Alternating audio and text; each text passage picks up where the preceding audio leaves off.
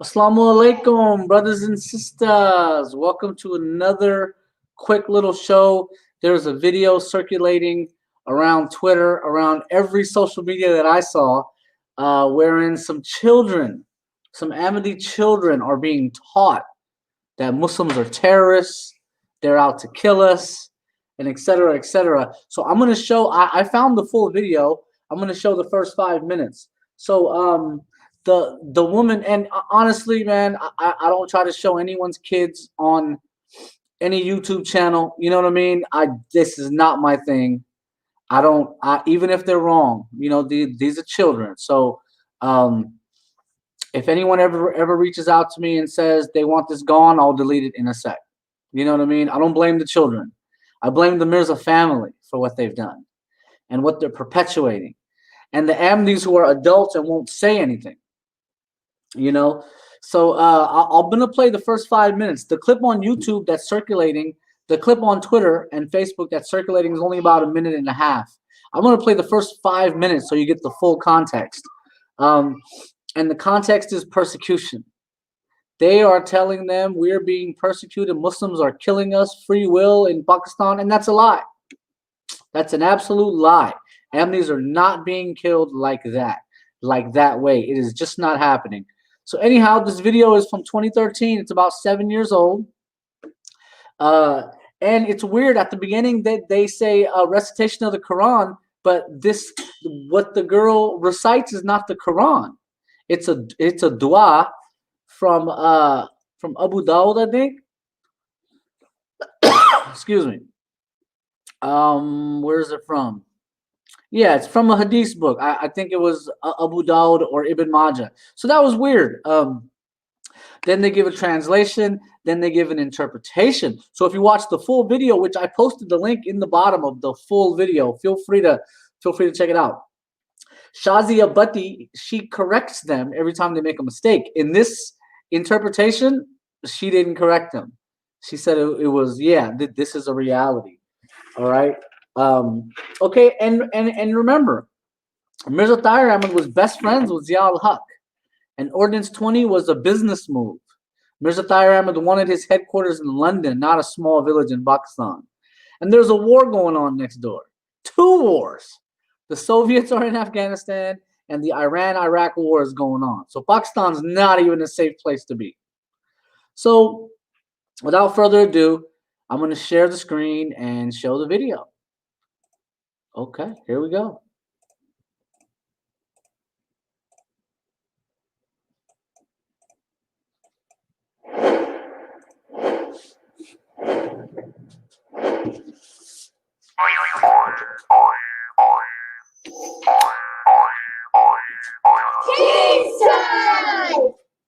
Assalamu alaikum wa rahmatullahi wa barakatuhu.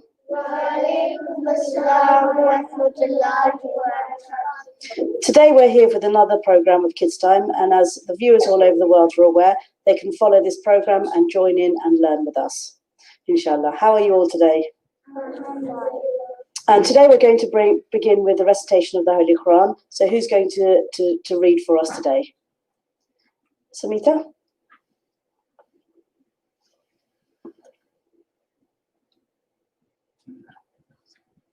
أعوذ بالله من الشيطان الرجيم بسم الله الرحمن الرحيم اللهم إنا نجعلك في نحورهم ونعوذ بك من شرورهم.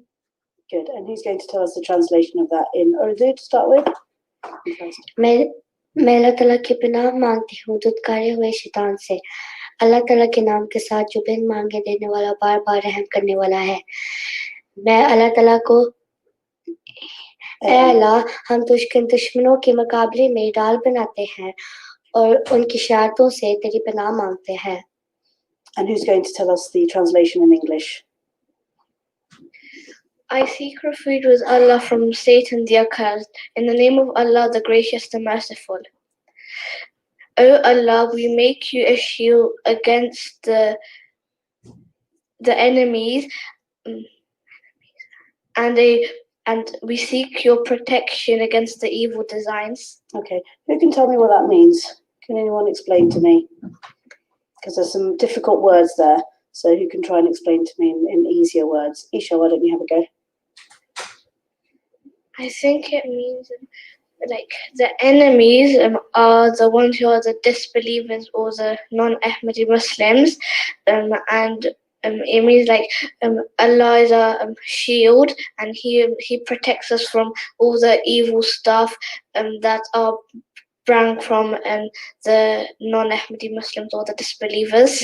I mean, this dua is a very special dua that Hazur Ayadullah Ta'ala bin Nasr al-Aziz asked us to read specially a few years ago when it was the centenary of the Khilafat. And Hazur said that we are coming into the 2nd century of Khilafat, and this dua we should make sure that we read it as often as we can, so that we are protected and all Ahmadis are protected from those evil people, those people that want to cause us problems. So can you tell us some examples? As Ahmadi Muslims, we suffer persecution. Who knows what persecution means? Yes. It means like if you go to Pakistan, if you say La ilaha illallah or you say this on your dot, they'll kill you or they'll put you in jail. Yeah. So what persecution is being harmed by somebody else for something that you believe in or something that you do. So there's various types of persecution, and as you gave a good example, that in Pakistan, if an Ahmadi says that they're Muslim, or if they try to say the azan, they are persecuted, they're harmed because of their beliefs. So that's one of the reasons that we say this dua, because we want Allah's protection. And as it says, Allah's a shield. In the previous programs we talked about umbrellas, didn't we? So umbrella it stops us getting wet. So Allah is like a shield that stops any harm coming to us. But as we all know, we have to ask Allah for his protection, and we have to ask Allah for his help at all times. Yes, Priya.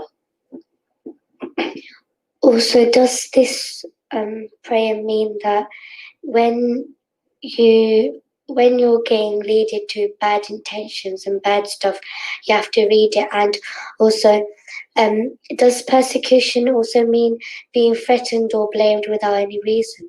Yeah, persecution is something that you're being harmed for, and being persecuted because you're Ahmadi Muslim is you're being persecuted, you're being harmed, or they're trying to harm you because of your beliefs, because you believe in a certain thing that there other people don't believe in, and they don't want you to believe in the same things, and so they're trying to harm you because of that. Okay. All right. Now, you know that in we talked about in Pakistan that there are problems there because some of the people that are not Ahmadis they're persecuting the Ahmadis. So what types of persecution are there? What types of persecution can there be? Yes, the beer. Killing. Yeah, people are killed for having certain beliefs. Inaya? There's bombs. There's bombs and people are harmed and hurt. Yes, Nahia. Some people get put in jail. Yes, some people get put in jail. So there's different types of persecution, and those are the people are persecuted for saying Assalamu alaikum. So here we live in a country that's not Muslim, but yet Ahmadis and anybody else are free to say Assalamu alaikum to anybody they want to. They're free to say the azan. They're free to call a masjid, a mosque, a masjid. Whereas in Pakistan, Ahmadis are not allowed to call their mosques masjids. And that's one of the offences, that they consider it as an offence if you call that building that we would say is a masjid. You're not allowed to do that. And in some cases, there's some La ilaha illallah Muhammad Rasulullah has been written, the kalama has been written on Ahmadi mosques, and the police or other people have gone and painted it out. Can you imagine a Muslim person painting out the kalama? It doesn't make any sense, does it? And they say that because we are Ahmadis, they consider us to be not Muslims, and therefore they say we can't say those things. But that doesn't really make any sense. Anybody should be able to say the kalma. Anybody should be able to say Assalamu alaikum, because it's a Muslim declaration, but anybody should be able to say it. Isha. Also, some of the sometimes the bad people think that in our masjids they think that us Ahmadis, we teach children terrorism and that our religion is like fighting and killing. Well, I think most people do recognise that Ahmadis don't teach their children terrorism and they don't teach their children fighting, and that we all know what Islam means. Islam means peace and submission to the will of Allah.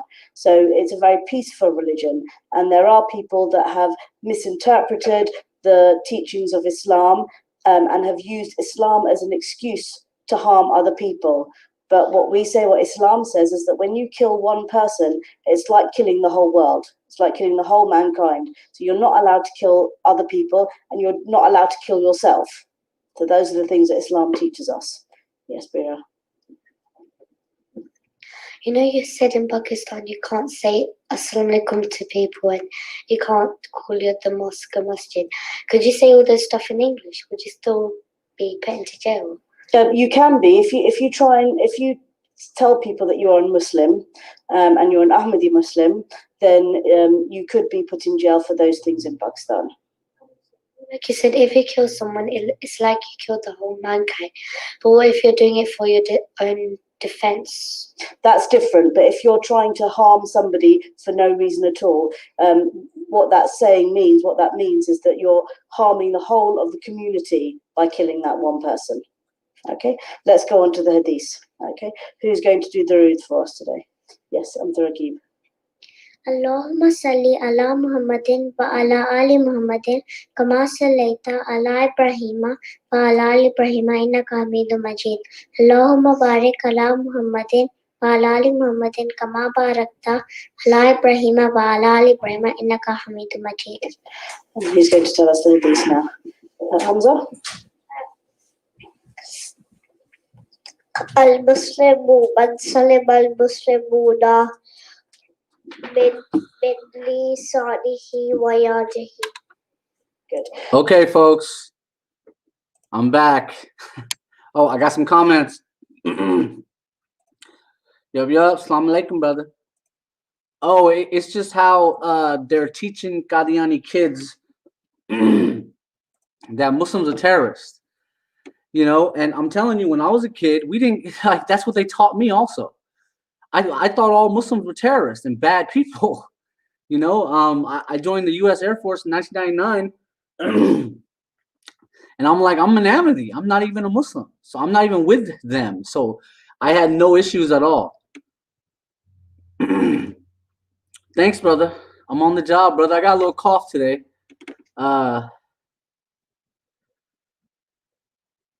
Okay. Exactly. They're misleading children. It's so sad. It's so sad. Yeah, and some of these comments are just as bad. So, ladies and gentlemen, there you have it. I played the whole clip.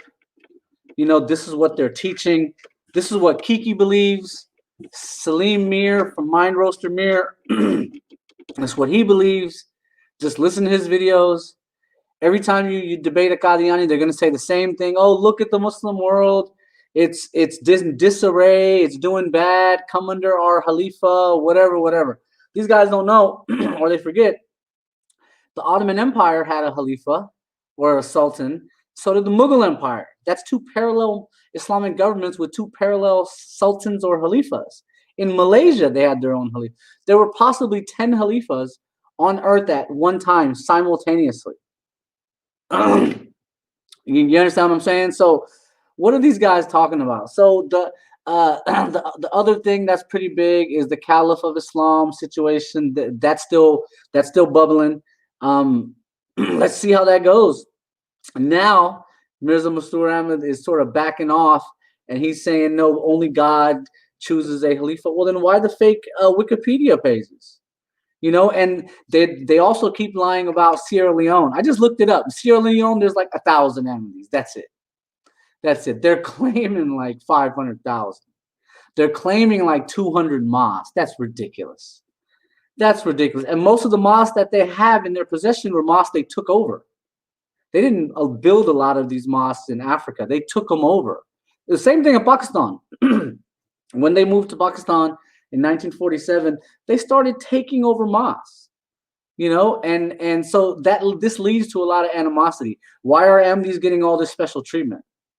And no one else is getting. And alhamdulillah, Ahmadis got all the special treatment. They got in all these countries, all these British colonies.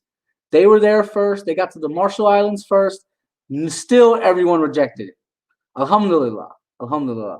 So with that being said, ladies and gentlemen, this is a quick video.